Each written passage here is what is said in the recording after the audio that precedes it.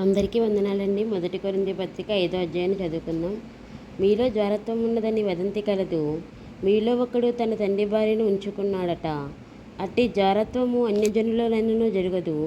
ఇట్లుండి మీరు ఒప్పుకొనుచున్నారే కానీ మీరెంత మాత్రము దుఃఖపడి ఇలాంటి కార్యం చేసిన వారిని మీలో నుండి వెలివేసిన వారు కారు. నేను దేహ విషయమై దూరంగా ఉన్నను, ఆత్మ విషయమై సమీపంగా ఉండి మీతో కూడా ఉండినట్టుగానే ఇట్టి కార్యం ఇలాగూ చేసిన వారిని గూర్చి ఇదివరకే తీర్పు తీర్చి ఉన్నాను.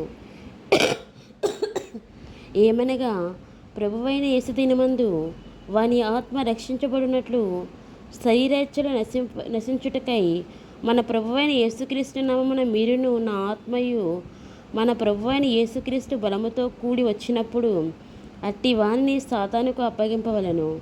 మీరు అతిశయపడుట మంచిది కాదు.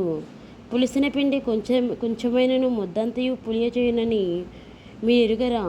మీరు పులిపిండి లేనివారు గనుక క్రొత్త ముద్ద అవుటకై ఆ పాతదైన పులిపిండిని తీసి పారవేయుడి. ఇంతేకాక క్రీస్తు అను మన పస్కా పశువు వధింపబడెను గనుక పాతదైన పులిపిండితోనైనను దుర్మార్గతయు దుష్టత్వమును పులిపిండితోనైనను కాకుండా నిష్కాపట్యమును సత్యమును పులియని రొట్టెతో పండుగ ఆచరింతుము. జారులతో సాంగత్యము చేయవద్దని నా పత్రికలో మీకు వ్రాసి ఉంటిని.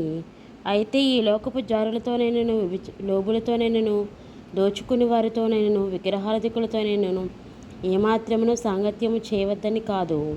అలాగైతే మీరు లోకంలో నుండి వెళ్ళిపోవలసి వచ్చును కదా. ఇప్పుడైతే సహోదరులు అనబడిన వాడెవడైనను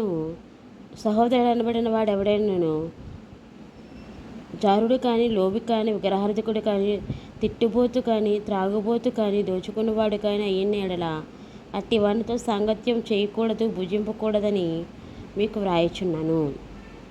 వెలుపలి వారికి తీర్పు తీర్చుట నాకేలా? వెలుపలి వారికి దేవుడే తీర్పు తీర్చును. కానీ మీరు లోపటి వారికి తీర్పు తీర్చువారు కనుక ఆ దుర్మార్గుని మీలో నుండి వెలివేయుడి. దేవుడు తన పరిశుద్ధమైన వాక్యం దీవించి ఆశీర్వదించును గాక. ఆమేన్.